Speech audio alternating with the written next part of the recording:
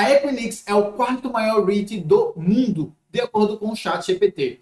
E como a tese de inteligência artificial tem ganhado cada vez mais espaço na carteira dos investidores e a Equinix é um líder na parte de data center, eu resolvi então trazer aqui uma análise completa sobre esse REIT para que a gente possa entender seu modelo de negócios, a parte como lucra, seus riscos, diversificação e muito mais, e ver se faz sentido ou não adicionarmos a nossa carteira de investimento. Se você não me conhece ainda, muito prazer. Eu me chamo Yuri Leite, sou consultor e mestre em investimentos. E antes da gente entrar aqui no conteúdo, eu te faço o convite para já deixar aquele like aqui embaixo e se inscrever no canal, que é para você não perder nenhuma das análises de REITs que a gente traz por aqui. Se você gosta desse tipo de conteúdo, se inscreve agora mesmo. Dando sequência, então, hoje vamos falar do modelo de negócio da Equinix. Vamos falar um pouco da sua história, do que ele faz, as estratégias, diversificação, a parte de ESG, riscos, e depois eu trago algumas informações extras que eu achei relevante para a gente acompanhar. Vamos lá, como é que tudo começou então? A Equinix foi fundada em 1998 com o objetivo de criar uma rede de data centers que sejam interconectadas, facilitando a troca de tráfego de internet e serviços de tecnologia de informação, famoso TI. Com sede em Redwood City, na Califórnia, a empresa rapidamente se tornou líder no setor, expandindo-se globalmente e adquirindo data centers estratégicos em todo o mundo. Hoje, a Equinix opera em mais de 240 data centers em 27 países e conecta empresas de tecnologia, finanças, e-commerce e muito mais. Então, o que a Equinix faz? Ela opera data centers que abrigam servidores e infraestrutura de TI de algumas das maiores empresas do mundo. Esses data centers são cruciais para a entrega de serviços de nuvem, streaming, e-commerce e comunicação online. Então, você já deve estar pensando aí, Amazon, Netflix, Alibaba e muitas empresas de comunicação, como TIM, AT&T, Verizon e muitas outras. A Equinix oferece soluções de interconexão que permitem que seus clientes conectem diretamente seus sistemas e servidores a parceiros e rede de todo o mundo. Então, qual é a estratégia deles, né? A estratégia deles é dividida em 3 pontos. Primeiro, a parte de expansão global. A empresa continua a expandir sua rede de data centers em mercado-chave no setor do mundo. Então, se ele acha que tem um local que cabe botar um data center lá, ele vai tentar entrar naquele mercado, obviamente por um preço que compense lá o investimento que ele vai fazer. Ele tem as parcerias estratégicas, a Equinix forma parcerias com grandes provedores de nuvem e empresas de telecomunicação para oferecer soluções integradas, né, fazer integrações desses serviços. E aqui, provavelmente, ele está falando das maiores, né? Amazon, Google, Apple, que pega essas empresas da parte de nuvem e a gente tem a parte de telecomunicações, AT&T, Verizon, entre outras também. E aí a terceira parte da estratégia deles é a questão da inovação contínua. Eles estão sempre buscando se inovar. A empresa investe em novas tecnologias para melhorar a eficiência e a segurança dos seus data centers. E esse ponto aqui ele é muito chave. É a eficiência, né, para ficar melhor, para ficar mais rápido, mais eficiente, mas também a segurança, por conta de cyber attack, que pode acontecer em algum tipo dos data centers dele, alguns dos data centers deles, e eles querem evitar que isso aconteça, então eles investem bastante na parte de segurança também. Entrando aqui na questão da diversificação, vamos lá. Eles estão em 6 continentes, 33 países, 72 áreas metropolitanas, e eles têm 264 data centers, pelo menos no último report de 2023. Eles têm aqui a área da América, da área da Europa e os Emirados Árabes, África e Emirados Árabes, e tem a parte da Ásia e do Pacífico, Austrália, né? E aí eles trazem aqui, basicamente, alguns dos locais que eles estão, e tem bastante diversificação, como vocês podem ver. E aí eles também têm a diversificação que eles trazem aqui dos principais clientes. No primeiro aqui, né, mais à esquerda, vocês vão ver que tem assim, large established business constitute majority of revenue. Então ele está falando que as empresas que são maiores e mais bem estabilizadas, elas constituem, elas fazem boa parte do lucro da empresa, do revenue da empresa, da receita da empresa.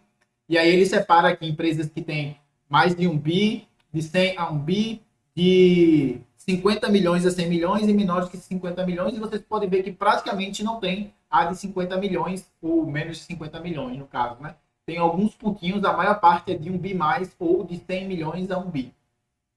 Aí ele também traz a diversificação nesse gráfico do meio aqui por setor de indústria, né? Qual é a indústria que essa empresa atua. Aí ele tem na parte de networking, de comunicação, de finança, governamental, enfim, tem várias áreas aqui. Vocês podem ver que também eles são bem diversificados em termos de setores. No caso, os clientes deles são diversificados em setores, então não depende de um único setor. E ele também está trazendo aqui que a maior parte da receita da empresa vem de clientes que estão num ranking maior do que 3 IBX, que é um ranking deles que eles utilizam lá para poder fazer tipo o tamanho da empresa, né? Tipo, classificação da empresa. Então vocês podem ver que são empresas muito seguras também, que estão lá. A maior parte é justamente a que tem mais de 30. Vamos falar agora um pouco dos vencimentos dos aluguéis. Eu acabei de falar para vocês que eles são focados em data centers. Data center é um tipo de coisa que você usa continuamente. A Amazon ela não vai ter um data center agora para daqui uma semana, um mês trocar. Então são contratos que, por definição, tendem a ser mais longos. E a gente vê isso refletido justamente nesse gráfico. Percebam que no fim de 2023 eles não tinham ninguém vencendo em 2024, ninguém vencendo em 2025, apenas 1% vencendo em 2026, 1% em 2027, e assim sucessivamente. A maior parte está lá para 2037, 2038, 2039, que somando aqui de cabeça vai ficar 26, 60, 73% aí, que é justamente depois de 2037. Então, bastante tempo aí, eles são bem alongados em termos de contrato, então ele tem uma previsibilidade de caixa relativamente boa. Então, isso é um ponto muito positivo para esse REIT. Dentro da parte de ESG, eles têm diversos reconhecimentos, diversas awards que eles receberam. Tem uma lista aqui, se vocês quiserem, vocês podem pausar o vídeo e ler detalhadamente, mas eles têm diversas coisas focadas na parte de ESG, que também é muito importante. Eu trouxe aqui um resuminho para vocês. Em termos de performance, pegando lá do começo de 98, vocês percebam que teve a bolha do .com, ele subiu pra caramba, depois ele despencou junto com tudo, e aí ele ficou um tempo aqui meio que se recuperando até mais ou menos 2017, 2018, e depois disso ele subiu consideravelmente. É uma comparação meio injusta, já que aqui ele estava bem mais embaixo em relação a esses outros aqui. Então eu trouxe uma outra comparação, botando ali desde 2008, por exemplo. Vocês vão ver que se você tivesse comprado a Equinix lá em 2008, você teria basicamente umas 3 ou 4 vezes praticamente todos os índices que você comparar aqui. Se você pegar eles estão mais aqui embaixo, que são os D-REITs, né? Aqui é o S&P 500, é um ETF que replica o S&P 500. Aqui eu tenho ETFs que replicam, não replicam, eles fazem um índice de REITs. Então, comparando com o índice de REITs especificamente, ele rendeu tipo, mais de 10, mais de 12 vezes do que esse SCHH, mais de 20 vezes, mais de 40 vezes, na verdade, quase 40 vezes o FNER, mais de 40 o SRT, que são ETFs de REITs, né, que é o mais justo de se comparar. Quais são os riscos, então, de você estar investindo nesse REIT? Primeiro, eles têm uma dependência de grandes clientes. Então, assim, de um lado tem um lado positivo, onde grandes clientes eles estão mais consolidados, esse é um ponto positivo, mas ao mesmo tempo boa parte da receita vem desses grandes clientes. Se alguma coisa acontece com esse grande cliente, eles perdem boa parte do revenue deles. Então você consegue entender que também existe uma dependência desses grandes clientes. O risco do grande cliente falir é um pouco menor, mas como eles dependem muito desse cliente, acaba que para o REIT isso se torna meio que impactante também. E aí eu coloco aqui, a empresa depende de grandes clientes de tecnologia que podem reduzir a demanda em períodos de incerteza econômica. Então vamos supor, as pessoas param de usar celular, a Google para de contratar o serviço deles, já afetou muito a lucratividade dele, porque ele depende muito do Google, da Amazon, tá entendendo? Então tem uma dependência aqui também que você precisa estar ciente. Tem a questão da concorrência. A gente já trouxe aqui para vocês 2 semanas atrás, um vídeo analisando a American Tower, AMT. A gente já trouxe na semana passada a Crown Castle, a CCI, ou AMT CCI, e agora a Equinix, né? A Equinix. Todos os três são na parte de telecomunicações e de data center. Então, a competição, eles estão no topo, são os 3 maiores, né? Dos 4 maiores, 3 estão desse setor. Então, é um setor que é muito, muito concorrido. Quanto maior a concorrência, menor a capacidade do dono daquele projeto, né, no caso do REIT da empresa, de repassar a inflação para os seus aluguéis, de aumentar o contrato. Então, eles têm que segurar um pouco mais as barras, porque a concorrência é grande. Então, eu coloco aqui, o mercado de data center é bem competitivo, com novos players e avanços tecnológicos constantes. E aí entra o segundo ponto, né? A questão dos avanços tecnológicos. Então, eles têm que estar toda hora investindo em tecnologia para não ter o problema de a tecnologia avançar mais do que o REIT avançou e aí, tipo, as empresas preferirem os seus concorrentes ao invés da Equinix, né? Da Equinix. Também tem a questão dos riscos regulatórios, né? As operações globais da Equinix estão sujeitas a regulamentações rigorosas em diferentes países. Eles estão, por exemplo, em São Paulo, eles estão na Índia e nos Estados Unidos, cada um com as suas leis, suas regras. Então, eles estão sujeitos a que qualquer problema que aconteça, aí pode trazer um problema para a Equinix, né? Para o revenue da Equinix também. Aí, dentro ainda da parte de risco, eu trago aqui a exposição a riscos cibernéticos. Eu falei para vocês, eles investem bastante em segurança, além da parte de tecnologia, muito em segurança. E o risco cibernético é um risco que a gente tem que ficar atento, porque cada vez mais a gente vê pessoas fazendo hacking, pegando informações privilegiadas, informações que não deveriam estar disponíveis para todo mundo, e a empresa ela se coloca num local onde, se ela libera essas informações, se consegue pegar essas informações dela, ela pode ser processada e perder muito dinheiro. Então, a parte de risco cibernético é algo que a gente precisa também acompanhar de perto. E aí eu trago aqui, né? Data centers são alvos potenciais para ataques cibernéticos que podem afetar a operação e a reputação da empresa. Porque não é simplesmente afetar a operação, porque ele já perde dinheiro ali no processo que eu falei. Também tem a questão da reputação, porque se a Google perde dados por Equinix está disponibilizando, por exemplo, isso vai levar ao quê? A Google não vai querer mais contratar a Equinix, porque ela vai disponibilizar os dados e esses dados vão ficar disponíveis para todo mundo. Então, ela vai evitar e vai procurar um concorrente. Então, também afeta a questão da reputação da empresa, que também é importante da gente acompanhar.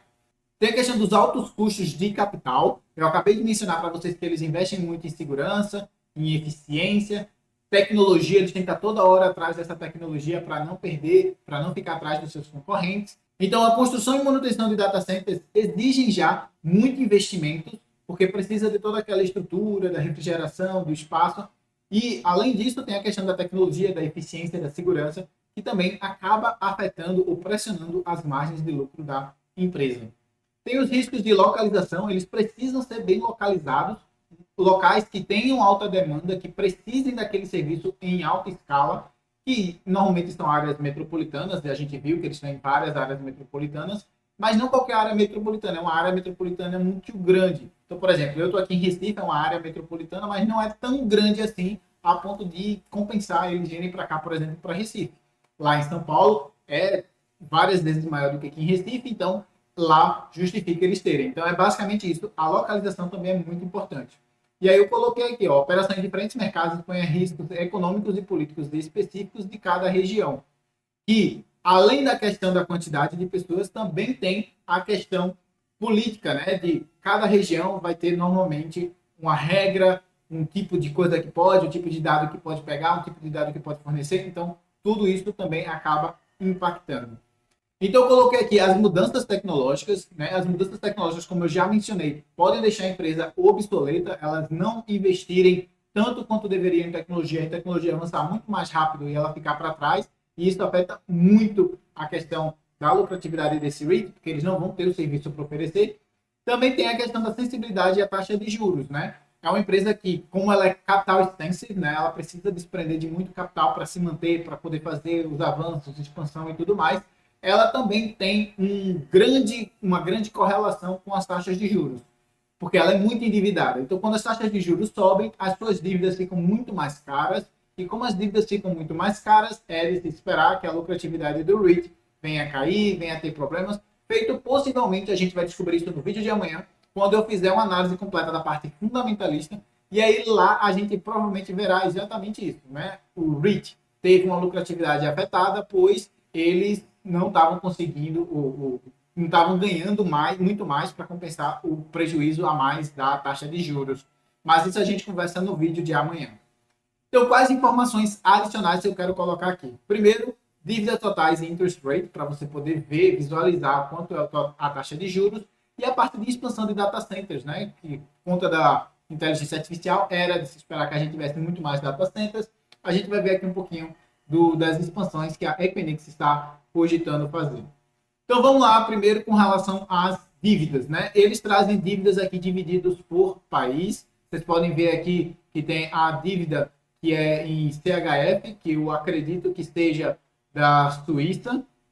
Aí tem o JPI, que é do ien japonês. Acho que aqui é o franco suíço, aqui é o ien japonês, aqui é a moeda do UK, né, do Reino Unido. Aí aqui em verde é a da Europa e em vermelho é dos Estados Unidos.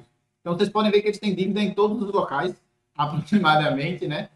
Dívida bem diversificada em termos de moeda, o que, de um lado, traz uma segurança para a empresa, né? Eles não ficam dependendo só de uma taxa de juros, mas, ao mesmo tempo, eles têm uma descorrelação, talvez, de ativos e passivos, né? Dependendo de quanto eles se dividem em cada local, pode rolar uma descorrelação aqui que a gente também precisa acompanhar. E também ficam a par, né, daquele risco que eu já trago aqui para vocês há muito tempo, que é o risco cambial.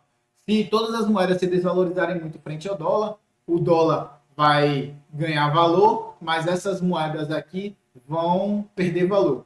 E aí, tipo, eles vão ter a lucratividade total, ou a receita total afetada. Se acontece o inverso, essas quatro moedas sobem e o dólar cai, aí o que acontece? A lucratividade aumenta um pouquinho em dólar, quando converte, mas a dívida aumenta mais do que a conversão. Então tem um risco cambial que a gente precisa estar ciente também.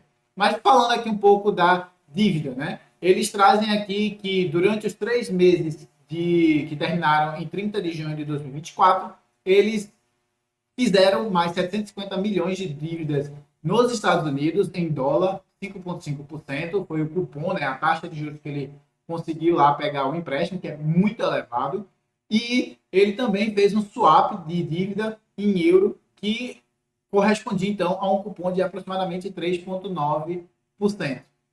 Então, basicamente, eles pegaram em dólar, emitiram em dólar, só que trocaram para euro, porque o euro estava 3,9, com uma taxa menor, e aí eles pagam um valor para poder fazer essa conversão aqui, né? Aqui embaixo a gente pode ver o quanto de dívida representa em cada país. Tem aqui em 2024, tudo nos Estados Unidos, aqui é parte nos Estados Unidos, parte na Europa, e assim sucessivamente. E aqui vocês podem ver que eles trazem aqui basicamente algumas métricas que a gente vai ver mais a fundo amanhã. Aqui eles trazem a parte de alavancagem, então 3,5 vezes. A dívida total, 14,2 bilhões. Disso, na Europa, tem quase 5 bi. Aí, a taxa de juros média aqui que eles trazem é 2,4. E o tempo que eles têm para pagar isso é aproximadamente 7,2%. E aí eles trazem uma informação muito relevante aqui, que 96% de toda a dívida deles é fixa, apenas 4% é variável. Isso aqui é muito importante porque a dívida variável ela vai oscilando à medida que a taxa de juros sobe ou cai, né? Então, isso aqui é bem relevante para a gente acompanhar também. Dentro da parte de expansões, né, eles trazem aqui o quanto do revenue veio de data center que estava estabilizado, ou seja, não teve nenhum tipo de modificação, 83% veio desses data centers. Aí eles trazem que 54 houveram expansão e que 10 são novos, que foram comprados, adquiridos agora.